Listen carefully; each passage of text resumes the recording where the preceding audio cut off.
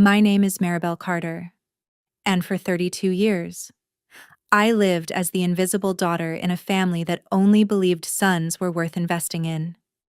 When I turned 18, my parents wrote a check for $200,000 to send my older brother, Ethan Carter, to medical school. It wasn't even a discussion. It was a decision quick, confident, unquestioned.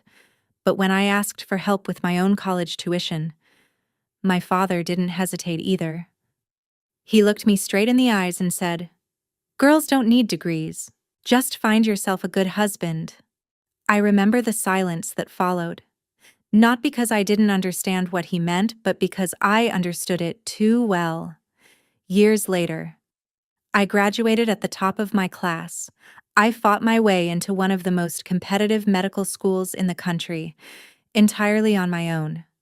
And 12 years after that moment at the dinner table, I became a cardiothoracic surgeon, one of the few women in my field.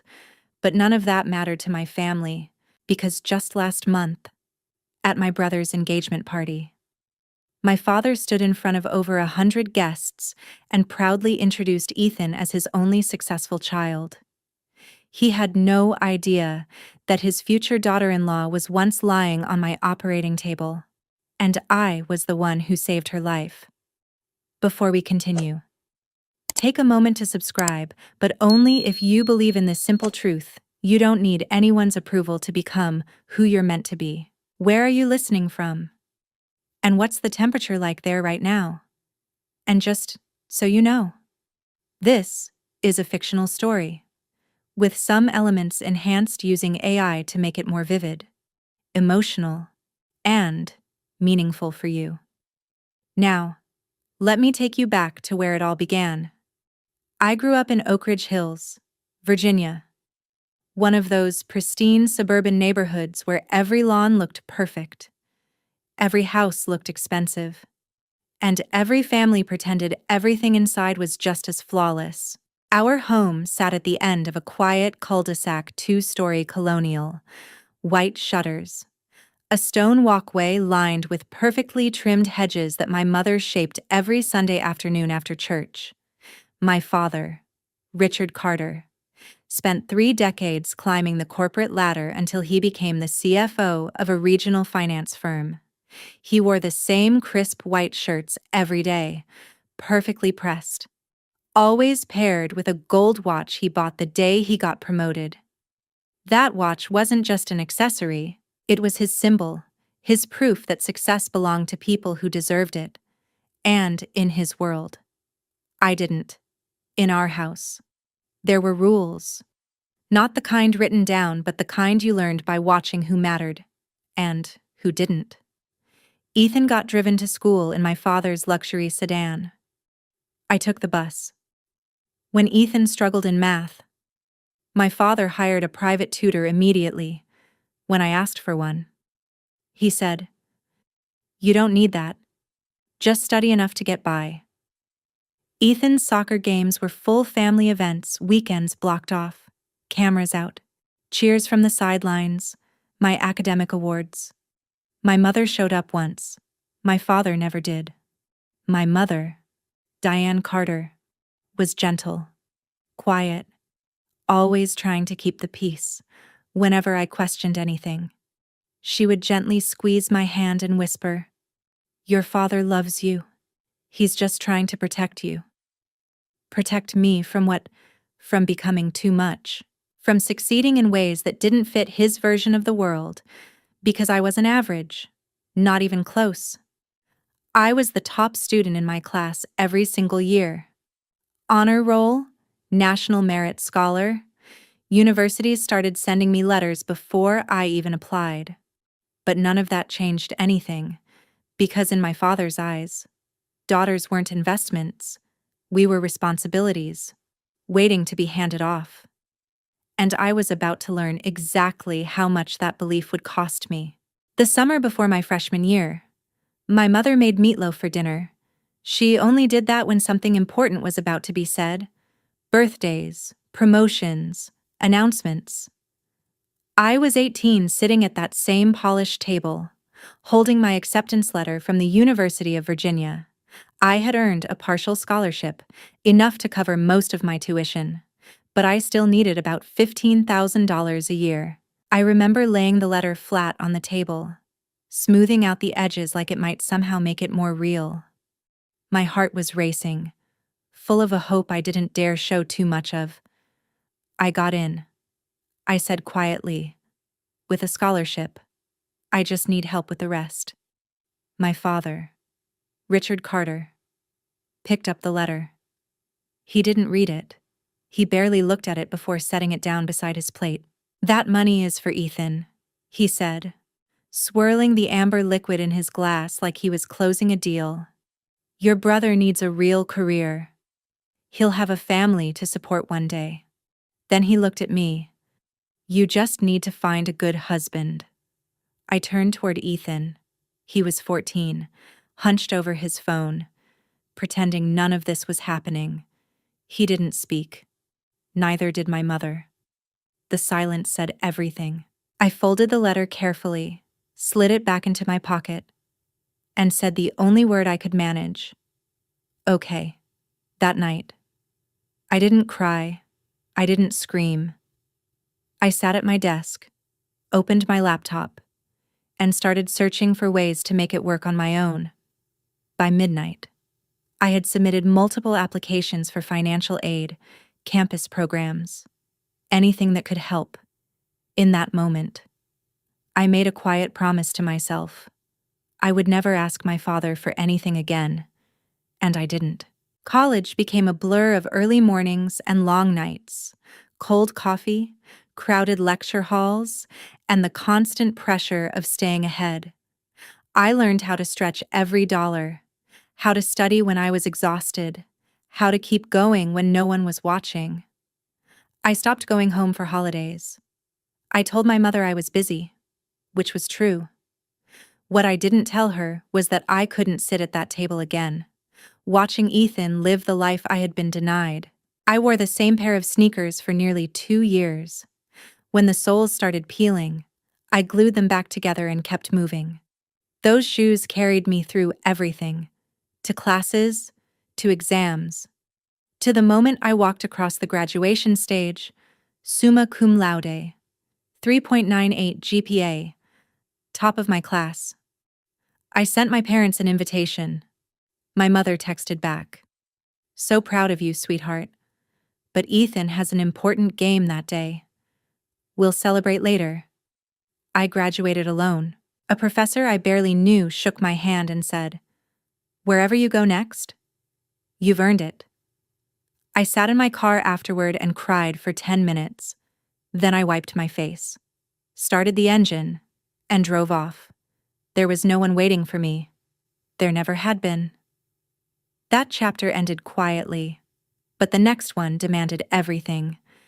I applied to 12 medical schools. 3 accepted me. I chose Redwood Medical Institute, not just for its reputation, but because it offered the best financial support package I could piece together. 4 years of medical school, 6 years of residency, 2 more years of fellowship. 12 years of my life building something no one in my family ever believed I could become. I chose cardiothoracic surgery, one of the most demanding specialties there is. The hours were relentless. The pressure never eased.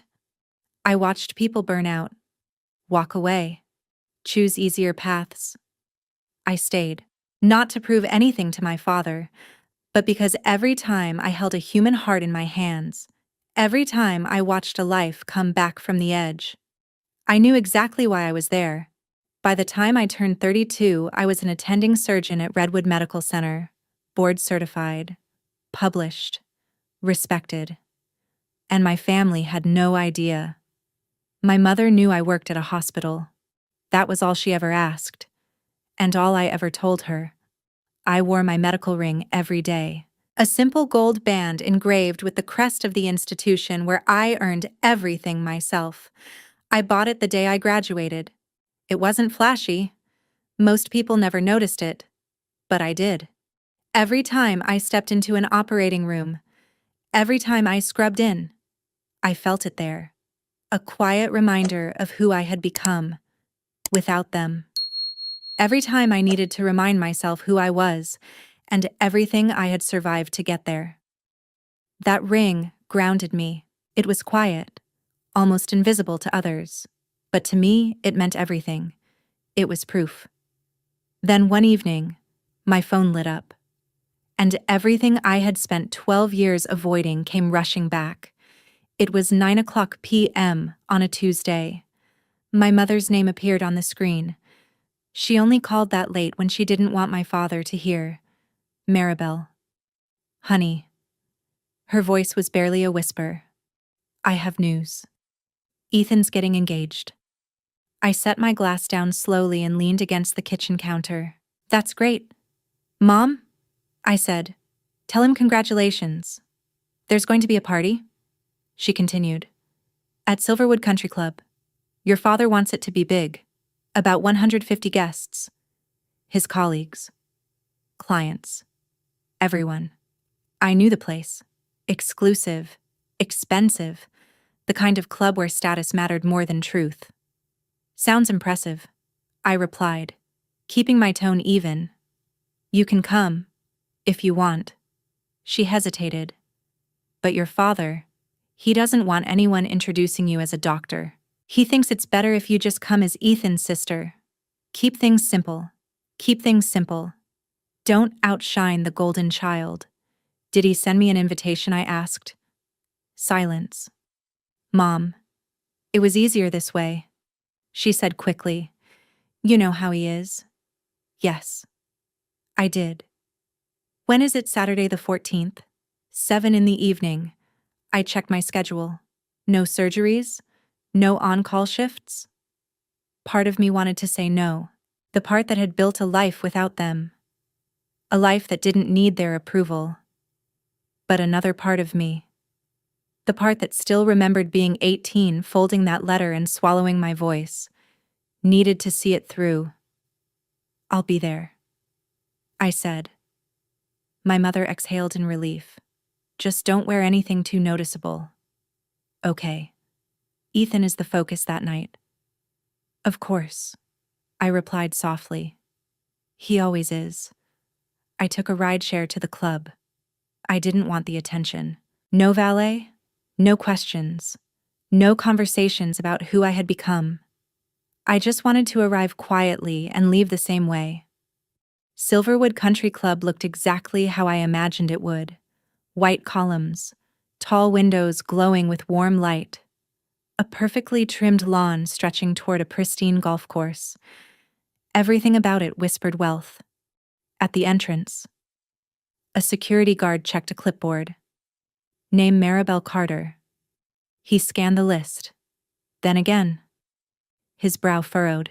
I'm not seeing that name. Of course he wasn't. I called my mother. 2 rings later, she hurried out. Flustered. She's with me, she told the guard quickly. She's family. Family. The word felt empty. I had chosen my outfit carefully. A simple navy silk dress. Elegant. But understated. Nothing that would draw attention.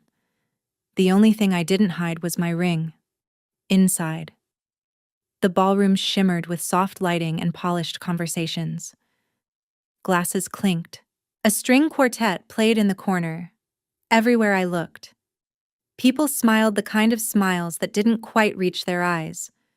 Near the entrance, my father, Richard Carter, greeted guests with a firm handshake and a practiced charm.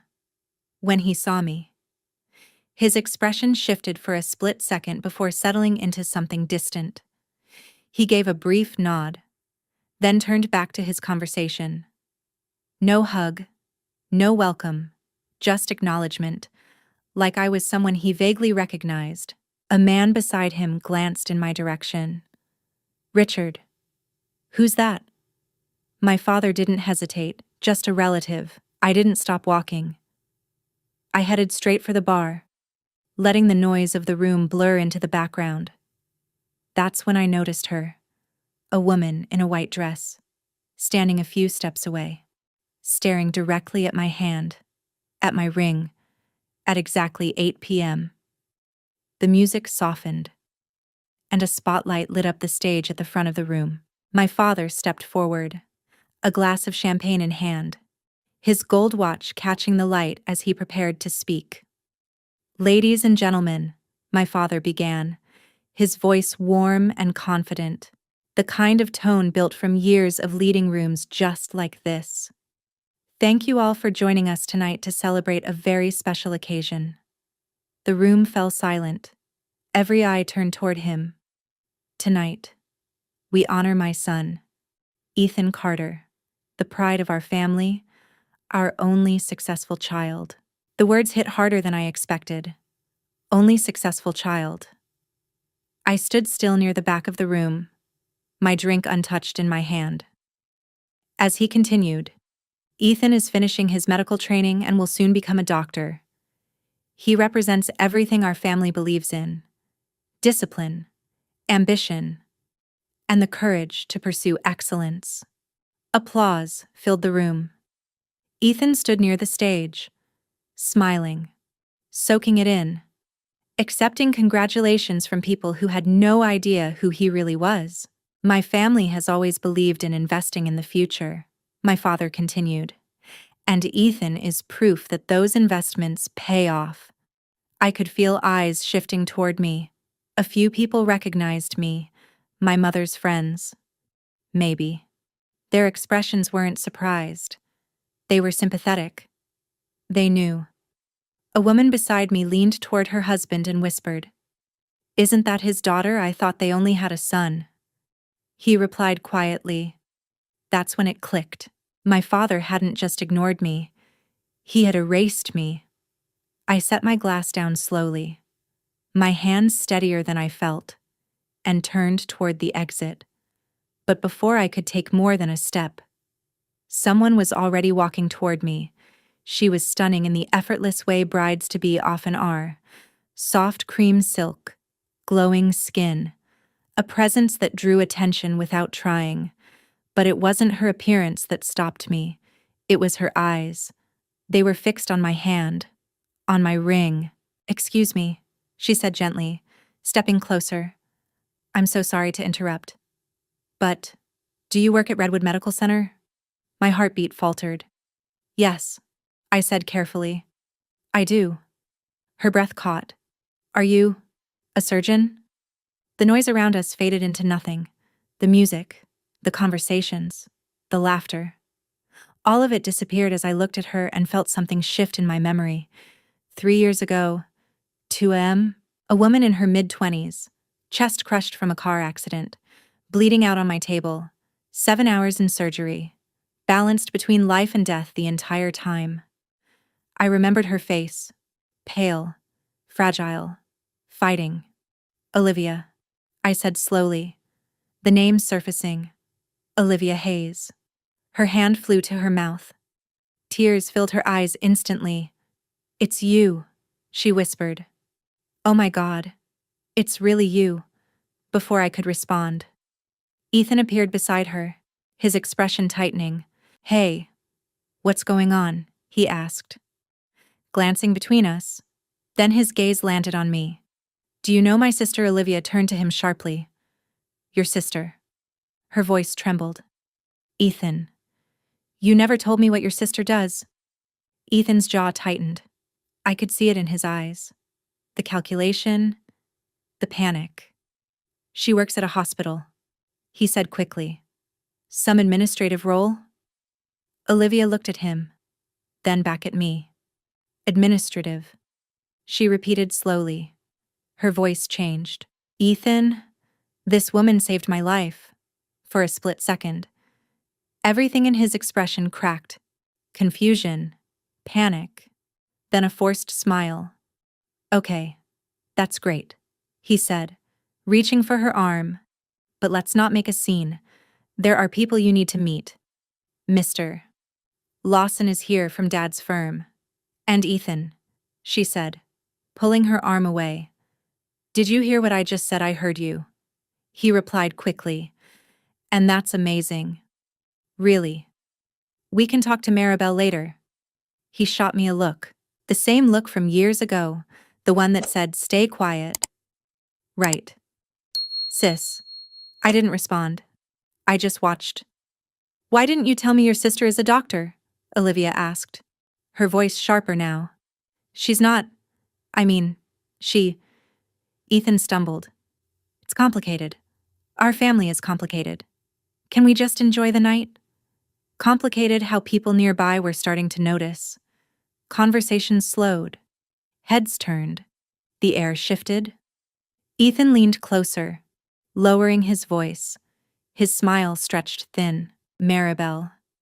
Can you just go? Ethan muttered under his breath. This is my night. You've already caused enough trouble just by being here. The words stung, but not the way they used to. That sharp pain had dulled over the years, replaced by something steadier. I'm not causing anything, I said calmly. I'm just standing here. You know exactly what I mean. He snapped, his voice tightening. You always have to make everything about you, even now, even tonight.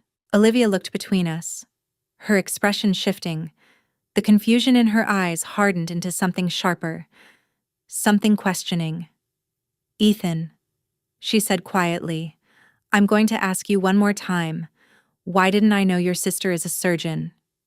He didn't answer, and in that silence, I saw it. The first crack in the perfect image my family had spent decades building. My father appeared beside us almost instantly, like he could sense anything that threatened his carefully controlled world. What's going on here? His tone was calm, but the tension in his jaw gave him away. Nothing. Dad. Ethan said quickly. Maribel was just leaving. I wasn't. I replied. My father's eyes moved from Olivia to the small circle of guests nearby who were pretending not to listen. Maribel, he said. My name sounding more like a problem than a person. This is Ethan's engagement party. If you're not going to be supportive, perhaps it's best if I interrupted, disappear, like I always do. Olivia stepped forward slightly. Mr. Carter, did you know your daughter works at a hospital? We're aware, my father said smoothly, but tonight isn't about her. Tonight is about Ethan, his future, his career, his success. Always his. A man nearby cleared his throat, one of my father's golf partners. I recognized him faintly. Richard. I didn't realize you had a daughter. You've never mentioned her. My father smiled, but it didn't reach his eyes. We're a private family, he said. Maribel chose a different path. She's independent. Independent. The word landed like a quiet dismissal. Perhaps too independent, he added, lowering his voice just enough to sound controlled, but loud enough for everyone close by to hear. Some children want to be part of the family. Others. He shrugged. Don't have much to contribute. The air around me seemed to freeze. 12 years of sacrifice, of training, of saving lives, reduced to nothing in a few sentences. Olivia was staring at him, her expression unreadable, like she was seeing something she hadn't before. And maybe she hadn't. I felt that old instinct rise up, the urge to shrink, to apologize, to make things easier for everyone else. For 18 years, I had learned that survival meant staying quiet. For 12 more, I had built a life where his opinion didn't matter, and standing there, in that room full of people who believed my father was a man worth admiring, something inside me shifted. I was done being invisible. I took a slow breath, then another. My heartbeat steadied, the same way it did before a critical surgery. Focused, controlled. I'm not leaving, I said. My father blinked. Excuse me, I came here to celebrate my brother's engagement. I continued evenly. I'm going to stay, have a drink, and congratulate them. I smoothed my dress. That's what family does, isn't it? His expression hardened. Maribel, you don't need to introduce yourself to anyone, he said coldly. You don't even have to acknowledge me. I'm used to that. I met his gaze without hesitation. But I'm not leaving just because my presence makes you uncomfortable. For a moment. No one spoke. Then I turned and walked away, my heels echoing softly against the marble floor. Each step steady. Each step earned. At the bar, I ordered sparkling water with lime. The bartender slid the glass toward me, and I took a quiet sip, letting the coolness settle me as the party continued around me. Laughter, polite conversations, carefully maintained illusions.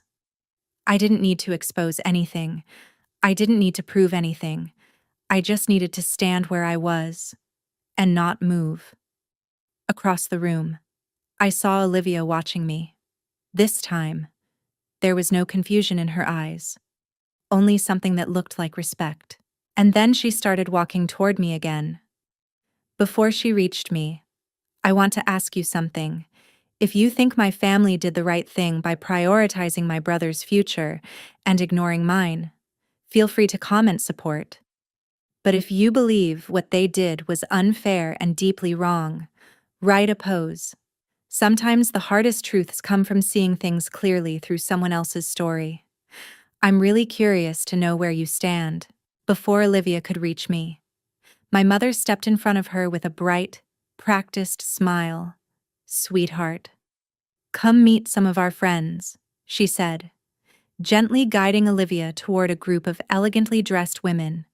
Then she turned back to me, her expression shifting instantly. The smile stayed, but her eyes were filled with urgency. Maribel. Honey, she whispered, gripping my arm. Her fingers trembled. Please don't do this. Not tonight. Don't do what I asked quietly. I'm just standing here. You know what I mean? She glanced over her shoulder, making sure my father wasn't watching. Your father is already upset. Ethan is nervous. This is supposed to be a happy night, and my presence ruins that. I said. She didn't answer. She didn't have to. Mom. I continued, my voice calm but steady. Do you even know what I do for a living? Her eyes dropped. You know I work at Redwood Medical Center. You know I'm a surgeon. You've known for years. I held her gaze. Why have you never told him your father wouldn't? She hesitated. He wouldn't have believed me. He already decided who you were. So you let him, I asked. I didn't have a choice. You had a choice every day, I said softly. You just didn't take it. Her eyes filled with tears. For a brief moment, I saw the version of her I remembered from childhood. The one who used to tell me I could be anything. The one who used to believe in me. That woman felt very far away now. I know you've done well, she whispered. I'm proud of you. I just can't what? Say it out loud. She squeezed my hand once. Then let go. Please. Maribel. Just go home before this gets worse. It's already worse. I replied. It's been worse my whole life. She didn't argue. She just walked away. And for the first time, I didn't feel angry. I felt tired. I moved toward the edge of the ballroom, near the floor-to-ceiling windows overlooking the golf course. Outside, soft lights illuminated the perfectly trimmed grass. Expensive cars lined the driveway. Everything looked polished, controlled, perfect. Inside, the laughter continued.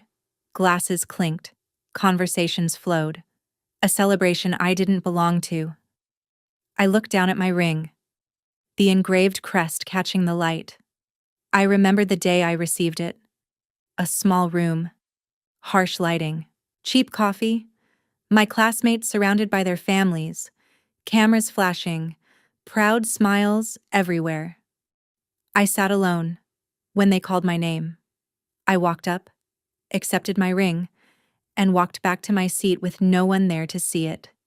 Afterward, a janitor setting up chairs glanced at me and said, "Congratulations, doctor." He was the only one who acknowledged it. I pressed my thumb against the ring now, feeling its weight. Why am I even here? I had built a life without them. A life where I was respected. Where what I did mattered. So why was I standing in this room, hoping for something I knew I would never receive through the glass? I watched a couple walk together across the garden, laughing softly, completely at ease, normal. For a moment, I considered leaving, let them have their perfect night. But then my phone vibrated. A message from Dr. Daniel Lee, a colleague back at Redwood. "Hey, random question. Your brother Ethan, did he finish his residency? I just saw him at a pharma conference. Thought he was still training." I stared at the screen, then read it again and again. Thought he was still training. Ethan wasn't still training. At least, that wasn't what I had been told, according to my mother. The little she shared. Ethan was finishing his residency, just months away from becoming a doctor. That was the story. The version my father proudly told everyone. But now, something didn't add up. But that message kept echoing in my mind. Dr. Daniel Lee had just seen Ethan at a pharmaceutical sales conference. Not a medical conference, a sales conference. I opened my browser and searched his name. Ethan Carter. 3 results appeared almost instantly. A LinkedIn profile, a company listing, a conference speaker bio from a few months ago. Ethan Carter. Medical sales representative, Nova Farm Inc. No residency, no license, no doctor. Based on the dates, he had dropped out 2 years ago. My father had spent hundreds of thousands of dollars on his education, and Ethan hadn't even finished. He had quietly walked away and built a completely different life. And for 2 years, he had been lying. To everyone. I slipped my phone back into my clutch, my thoughts racing. This wasn't something I had come here to expose. I hadn't come here to ruin anything. But as I watched my father move through the room, shaking hands, proudly talking about his future doctor son, I realized something. The truth didn't need my help. It had a way of finding its own moment. I thought about every patient I had treated, every life I had helped save, every long night, every sacrifice, every step I had taken without anyone standing behind me. I didn't need to prove anything to my father, but I also didn't need to protect a lie. I lifted my head and looked across the room. Olivia had finally freed herself from the group of women surrounding her. She was walking toward me. This time, I didn't look away. We met near one of the tall cocktail tables. "I'm sorry about earlier," she said, slightly out of breath. Ethan's mother kept introducing me to people. "It's fine," I replied. "It's your night." "It's supposed to be," she said, biting her lip. "But something feels off?" I studied her expression. The tension in her shoulders, the uncertainty in her eyes. This wasn't excitement. It was doubt. "Olivia," I said gently, "how much do you know about Ethan's career?" She blinked. Surprised. "He's finishing his residency. Internal medicine. He's supposed to start a fellowship next year. That's what he told you." Her voice softened. "That's what he told everyone." "Why? Is there something I should know?" I hesitated. This wasn't my secret, but it also wasn't mine to hide. "I just got a message from a colleague," I said carefully. "He saw Ethan at a pharmaceutical conference last week." "A sales conference," she repeated, shaking her head. "No, that doesn't make sense. He's a doctor." "Well, almost, Olivia," I said quietly. I looked it up. She went still. "Ethan works for Nova Farm. He's listed as a medical sales representative. He has been for at least 2 years. The color drained from her face. That's not possible, she whispered. He shows me his schedule. He talks about patients. Her voice faded. Then something changed in her expression. Realization. Oh my God. She breathed. The hours. He's always vague. I thought it was because he was busy at the hospital. I'm not trying to hurt you, I said. I just think you deserve the truth before you make a decision that affects the rest of your life. She stared at me, then slowly turned to look across the room. Ethan was laughing beside my father, completely at ease. He's been lying to me, she said softly. For 2 years? I didn't respond. I didn't need to. She stood there for a moment, processing everything. Then she looked back at me, her expression sharper now, more focused. Wait, she said. Can we go back to what I said earlier? I nodded. 3 years ago, I was in a car accident. She said, a bad one. My chest was crushed. Internal bleeding. They told my parents I probably wouldn't make it through the night. I remember, I said quietly. Her voice trembled. The surgeon who saved me. Dr. Maribel Carter.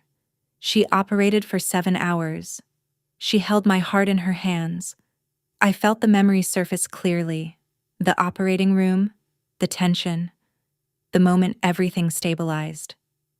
That was you, Olivia said, her eyes searching mine. Wasn't it? Yes?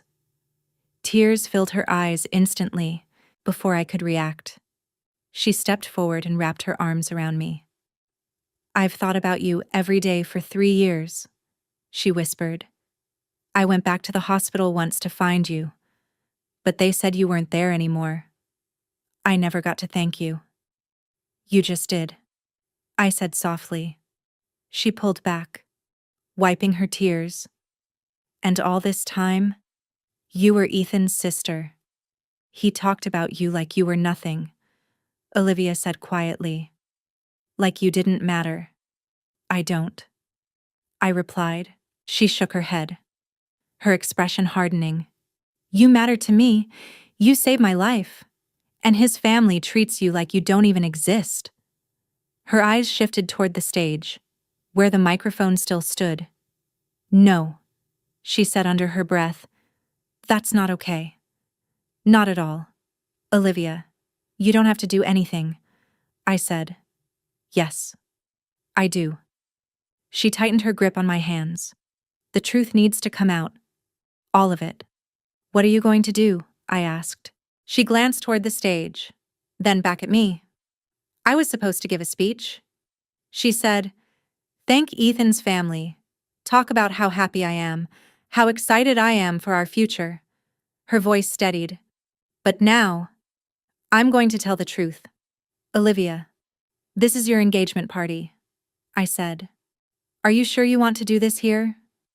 Where else? She let out a short, bitter laugh.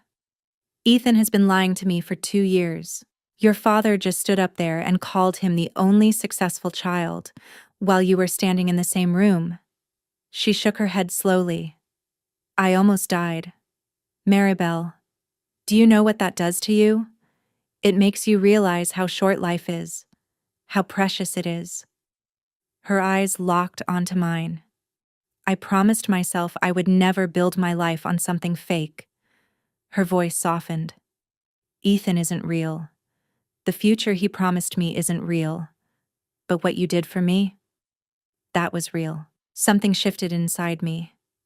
Not pride, not victory. Something quieter. Relief. Like, for the first time. Someone actually saw me. I'm not here to attack anyone. Olivia continued. I'm just going to tell my story and let people decide what it means. And Ethan, I asked. He can explain himself. She said, if he can. She touched my arm gently. Will you stay? I don't want to do this alone. I hesitated. Part of me wanted to leave, to avoid what was about to happen. But I had spent 12 years stepping away, staying quiet, protecting myself. Maybe it was time to stop. "I'll stay," I said. She nodded, then turned and walked toward the stage. A moment later, the host tapped the microphone.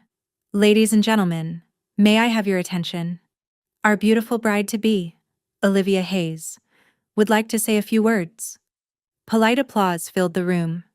Olivia stepped up, her dress catching the light as she moved. She looked calm, composed, exactly what everyone expected. But I could see her hands trembling slightly as she adjusted the microphone. The room quieted. All eyes turned toward her. My father stood near the front, smiling proudly.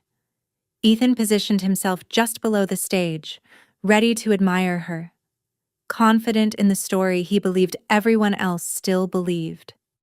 "Thank you all for being here tonight," Olivia began, her voice clear. "I'm so grateful to celebrate with Ethan's family and friends." My father nodded, satisfied. "But before I talk about Ethan," she continued, "I want to share something personal, something that changed my life." A soft murmur spread through the room. This wasn't the speech they expected. "3 years ago," she said, "I was in a serious car accident. A truck ran a red light and hit my car at full speed." Gasps echoed through the crowd. "I was taken to Redwood Medical Center with severe internal injuries. The doctors told my family I had almost no chance of surviving the night." She paused, letting the weight of her words settle. "But I did survive," she said, "because of one person, one extraordinary surgeon who refused to give up on me." People began to shift, glancing around, unsure where this was going. Then she looked directly at me. "That surgeon is here tonight." The room fell silent. Her voice didn't waver. "Her name is Dr. Maribel Carter. She is a cardiothoracic surgeon at Redwood Medical Center, and she is the one who saved my life." She raised her hand and pointed straight at me. In an instant, the entire room shifted. 150 heads turned at once, like a wave breaking in slow motion. "And she's also Ethan's sister." The silence didn't just fall, it cracked. It fractured into whispers that spread through the ballroom like a current. I could feel it. The shift in energy, the tension tightening in the air around me. I stood frozen, my fingers still wrapped around the stem of my glass, my heartbeat suddenly loud in my ears. "I didn't know that until tonight," Olivia continued, her voice steady but sharper now. "Ethan never told me his sister was a doctor. In fact, I was told she worked in hospital administration." A few people exchanged looks. Her voice hardened. "But that's not true. Dr. Carter is not an administrator. She's a surgeon. A brilliant one. The woman who gave me a second chance at life. I didn't need to look to know what my father's face looked like. I could feel it. The tension, the disbelief, the quiet unraveling. Ethan, on the other hand, looked like he wanted to disappear completely. And what confuses me even more," Olivia went on, her gaze sweeping across the room, "is that just a few minutes ago, Mr. Carter stood on this very stage and called Ethan his only successful child." She paused, letting the weight of those words settle. I would really like someone to explain how that makes sense. The room grew tighter, quieter. How does a family ignore the daughter who became a surgeon, while celebrating the son who— She stopped herself, taking a breath, as if choosing restraint over anger. "I'm sorry," she said more softly. "I'm not here to attack anyone. I'm here because the truth matters." Then she looked at me, directly. "The truth is, Dr. Maribel Carter saved my life. Without her, I wouldn't be standing here tonight. I wouldn't have met Ethan. None of this would even exist." Her eyes glistened, but her voice didn't shake. "Maribel, would you come up here? I want everyone to meet the person who made my future possible. Every single person in that room was looking at me. There was nowhere to hide. And for a moment, I felt that old instinct rise up again, the urge to shrink, to disappear, to make things easier for everyone else.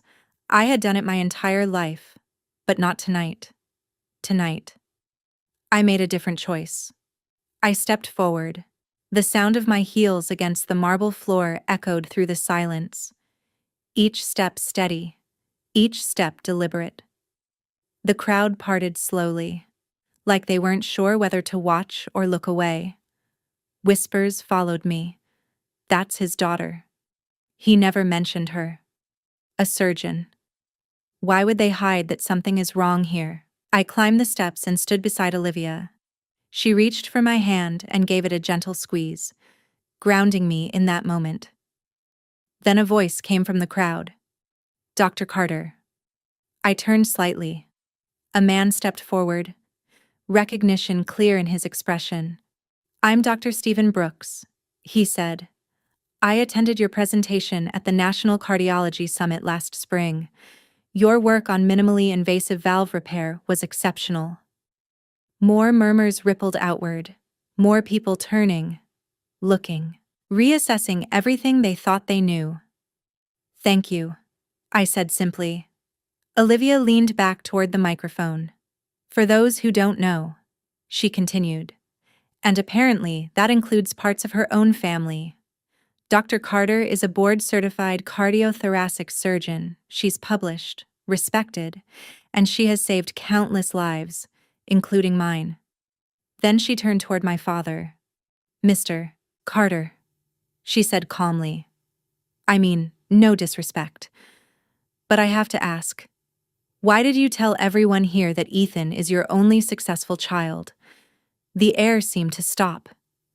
Your daughter is standing right here, she continued, and she has accomplished more than most people ever will.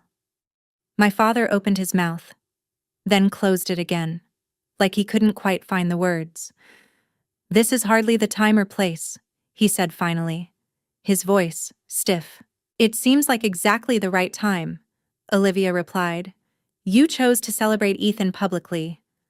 Why not acknowledge Maribel for a second? Nothing happened. Then a single clap broke through the silence. Another followed, then another. And within moments, applause spread through the room. Not polite applause, not forced, real. And it wasn't for my father. It wasn't for Ethan. It was for me. I hadn't asked for it. I hadn't expected it. But the truth had stepped into the light, and people had chosen to see it. Olivia handed me the microphone. For a moment, I just stood there, looking out at the faces in front of me, some curious, some uncomfortable, some quietly supportive. I could have said everything. Every moment I had been dismissed, every time I was made to feel like I didn't belong, but I didn't. Thank you, Olivia, I said calmly, and thank you. Everyone. I paused, taking a breath. I didn't come here tonight expecting any of this. I came because Ethan is my brother, and I wanted to wish him well. Out of the corner of my eye, I saw my father relax slightly. He thought I was stepping back. He was wrong. I didn't come to cause a scene. I continued. And I'm not here to make anyone uncomfortable. Then I looked directly at him. But I'm also not going to pretend to be something I'm not. I held his gaze, steady and unflinching. I'm not an administrator. I paused, letting the words settle. I'm not just a relative. I'm a cardiothoracic surgeon. I said clearly. I spent 12 years training for this career. Years I paid for myself. The room fell completely silent. I'm not saying this to impress anyone. I continued. I'm saying it because the truth matters. I turned slightly toward Olivia. 3 years ago, she came into my operating room barely alive. I spent 7 hours trying to keep her heart beating. And when she woke up, I told her fight was worth it. She wiped her tears quietly. I don't need anyone's approval, I said. Facing the crowd again, I stopped needing that a long time ago. But I also won't stand here and let the people who should have supported me pretend I don't exist. I placed the microphone back on its stand. That's all I have to say. Thank you. I stepped back, and that's when everything broke. Ethan stormed onto the stage, his face flushed, his composure gone. Are you serious right now? He snapped, grabbing the microphone. This is my engagement party. And you just had to make it about you, Ethan. Stop, Olivia said, stepping toward him, but he was already pointing at me. She's always been like this, he said, always trying to prove she's better than me, always competing. Even now. She can't just let me have one night. The room shifted uncomfortably. This wasn't the man they thought they knew. I didn't do anything, I said calmly. You were asked a question. I answered honestly. Honestly, he laughed harshly. You want to talk about honesty? Let's talk about how you abandoned this family, how you never come home, how you act like you're better than all of us. When were you planning to tell everyone you dropped out of your residency 2 years ago? My voice cut through the room. Everything stopped. Ethan froze. What he said, "You're not becoming a doctor." I continued. You work in pharmaceutical sales. You have for 2 years. I paused. Dad spent everything on your education, and you didn't even finish. No one moved. Then Olivia stepped forward. Slowly, deliberately. She slipped the engagement ring off her finger. I asked you for one thing, she said quietly. One thing. When we started dating. I told you not to lie to me. She placed the ring into his shaking hand. You've been lying to me since the beginning. And then she walked off the stage. She didn't look back. Ethan stood there alone, under the lights, holding a ring that no longer meant anything, watching him like that. I didn't feel satisfied. I felt exhausted. 12 years of silence. And this was how it ended. Let me ask you something. Do you think Ethan deserved this? Or do you feel sorry for him? Tell me what you think, because what happened next was the moment I had been waiting for without even realizing it. My father finally moved. He walked up the stage slowly, like each step carried weight. Ethan, he said quietly, placing a hand on his shoulder. We'll talk about this at home. Then he turned to the room. Everyone, please, he said, forcing a tight smile. Let's not let a small misunderstanding ruin the evening. Misunderstanding. A man stepped forward from the crowd. Dr. Stephen Brooks. Richard. Your daughter is one of the most respected cardiothoracic surgeons in this region, he said. I've followed her work for years. And you've been telling people she's an administrator. More voices joined in. The atmosphere shifted. The image my father had built so carefully was cracking. He turned to me, and for the first time in my life, I saw something in his eyes I had never seen before. Not control, not confidence, fear. Maribel, he said tightly, this is not the place. You made it the place. I replied. The moment you stood up there and called Ethan your only successful child in front of everyone I grew up around, I was just trying to, he started. To what I interrupted, protect him. He's under pressure, my father said, his voice slipping. You don't understand what he's been dealing with. Pressure, I said quietly. You paid for everything. You supported every decision he ever made, and when he failed, you covered for him, I said quietly. I stepped closer, my voice steady. I built my life on my own. I worked. I studied. I kept going when no one believed in me. Everything I have, I earned without you. My father shook his head slightly. That was your choice. No, I said. That was yours. I held his gaze. You decided I didn't deserve support because I was born a girl. Silence settled between us. I'm not asking for an apology. I continued. I stopped waiting for that a long time ago. He stared at me, speechless, for the first time in my life. He had nothing to say. But I won't let you erase me anymore, I said. Not in front of these people. Not ever again. At the bottom of the stage. Olivia stood waiting, arms crossed. Ethan slowly walked down the steps, still clutching the ring like it might fix everything. Olivia, please, he said. Let me explain. Explain what she asked calmly. I recognized that tone. Controlled. Precise. The same tone I used when a situation was about to change permanently. I was going to tell you, he said. After the wedding. After we bought a house. She shook her head slowly. You told me you were a doctor. You showed me your schedule. You talked about patients. Every single part of it was a lie. I wasn't lying, he said weakly. I was protecting you. Protecting me from what she asked. The truth. She let out a short breath. I told you everything about my life. The worst moment of it. My accident. My recovery. I trusted you completely. Ethan didn't respond, and now I find out that the person who saved my life, the person I've wanted to thank for 3 years, is your sister. A sister you hid from me. Her voice sharpened. Your father just stood there and called you his only successful child, while she was in the same room, and you were okay with that.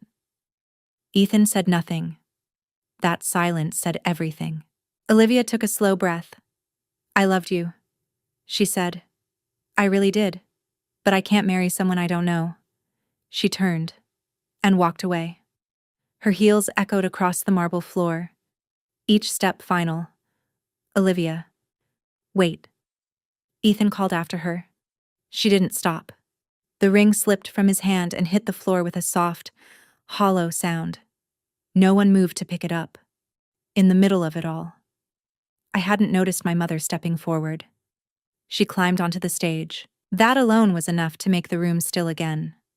My mother never drew attention. She avoided conflict. She smoothed things over. But not tonight. Maribel, she said. I turned toward her. Her eyes were red. Her makeup slightly smudged. I'm so sorry. The words lingered in the air. I knew what you accomplished.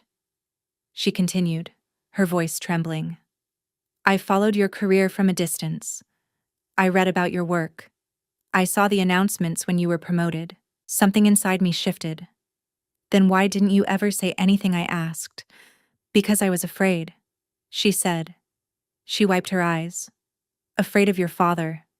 Afraid of breaking the family. Afraid of... She hesitated. Afraid of admitting I failed you. Behind her. My father stood still, watching everything unravel. You were only 18, she said, and I let him convince you that you didn't matter. I should have protected you. Her voice broke, but I didn't. And you had to protect yourself. She reached for my hands. I let her. The woman you became. Everything you achieved. You did that alone. Not because of us. In spite of us. She squeezed my fingers gently. I'm so proud of you. Maribel. I should have said it years ago. My chest tightened. Tears rose before I could stop them. Thank you, I said softly. That means more than you think. She pulled me into a hug. A real one. The kind I hadn't felt since I was a child. Behind us, my father remained silent. For once. There were no words. No control. No authority. Just silence. I held on to my mother for a moment longer, then slowly stepped back. The room had changed. Guests were quietly leaving. Conversations had faded into uneasy murmurs. The celebration was over. Ethan was gone.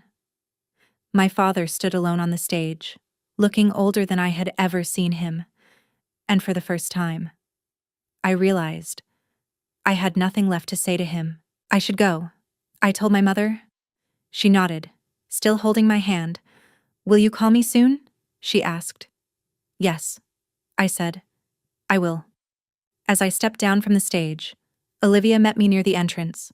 Maribel. Wait. Her expression had changed. The tears were gone, replaced by something steadier. I don't even know how to thank you, she said. For tonight, and for everything.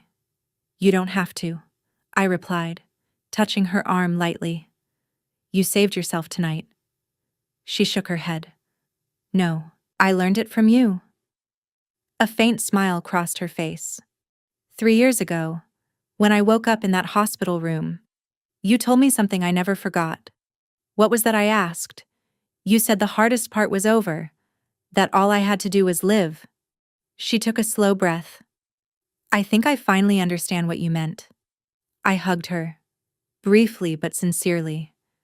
You're going to be okay, I said. Take care of yourself. She nodded and stepped aside. I walked out of Silverwood Country Club into the cool night air. Valets rushed between luxury cars, but I kept walking, pulling out my phone to request a ride. The doors closed behind me, muffling the noise, the voices, the illusion. I took a deep breath. For the first time in years, my chest felt light. I had said what I needed to say. I had stood my ground, and I was finally free to leave. A lot changed in the days that followed. Olivia called off the engagement. She texted me the next morning. Thank you for telling me the truth. Starting over is hard, but it's better than living a lie. We stayed in touch. She talked about therapy, about rebuilding, about learning to trust herself again. I believed she would be okay. Ethan eventually told my parents the truth. He had dropped out years ago, according to my mother. My father didn't take it well. He cut off Ethan's financial support until he could figure out his life. The irony wasn't lost on me. There had never been anything for me to lose. My mother started going to counseling. She asked my father to come with her. At first, he refused, but after a week of silence from the people whose approval he valued, he agreed to try. I didn't expect a miracle, but even that small step was more than I ever thought I would see. As for me, I went back to work. The Monday after the party, I had a surgery scheduled early in the morning. I stepped into the operating room, focused, steady, exactly where I belonged. Hours later, when the patient's heart started beating on its own again, I felt it. That quiet certainty.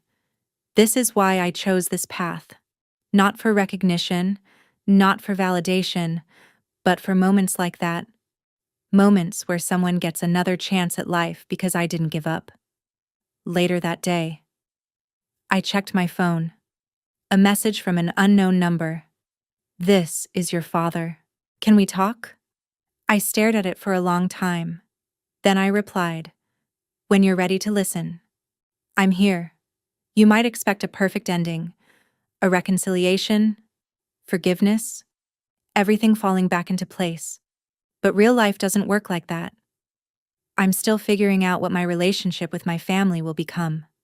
Maybe we'll find something better. Maybe we won't. Either way, I've made peace with it. Because the most important thing I've learned is this. You can't control how others see you. You can't force anyone to recognize your worth. You can only decide who you are and what you do with your life. For a long time, I kept chasing something I was never going to receive. I spent years hoping that one more achievement, one more milestone, one more success would finally make my father look at me and feel proud. But some people don't see beyond their own expectations. And when they can't see you, that's not your failure. It's theirs. The real turning point wasn't standing on that stage while Olivia told everyone who I was. The real turning point was realizing I didn't need anyone's approval to understand my own worth. I know who I am. I'm a cardiothoracic surgeon. I've saved lives. I've built something meaningful from nothing. No one gave that to me. I earned it.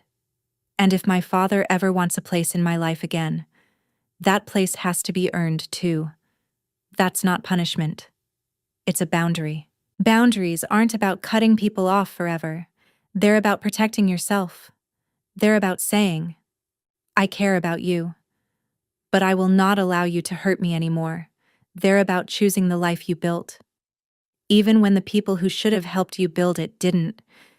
If you see yourself in this story, if you've ever felt overlooked, underestimated, or like you were never quite enough, I need you to hear this. You are enough. You always were. Don't wait for someone else to recognize it. Learn to recognize it in yourself. After everything's settled, I met with a friend of mine, a psychologist who works with family dynamics. I asked her something I had been thinking about for a long time. Why is my father like this? Is he just a bad person? She shook her head. People are rarely that simple, she said. She explained that my father likely grew up in an environment where his value was tied entirely to achievement, especially through sons. It was something passed down, generation after generation, a pattern. He probably believes he was doing the right thing. She told me, in his mind. He was protecting you, guiding you toward a safer life. It didn't excuse anything, but it helped me understand. My father's actions weren't about me being unworthy. They were about him being limited. And some people never move beyond that. That realization didn't erase the hurt, but it gave me clarity. And sometimes, clarity is enough to move forward. Before we end, I want to ask you something from the heart. If you were in my place choosing to stand up for yourself, speak the truth, and set boundaries, even with your own family, would you do the same?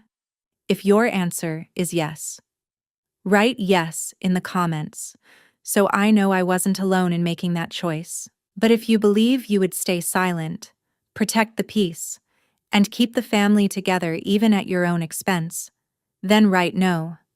And if you're still unsure, if part of you understands both sides and you need time to think it through, just write time.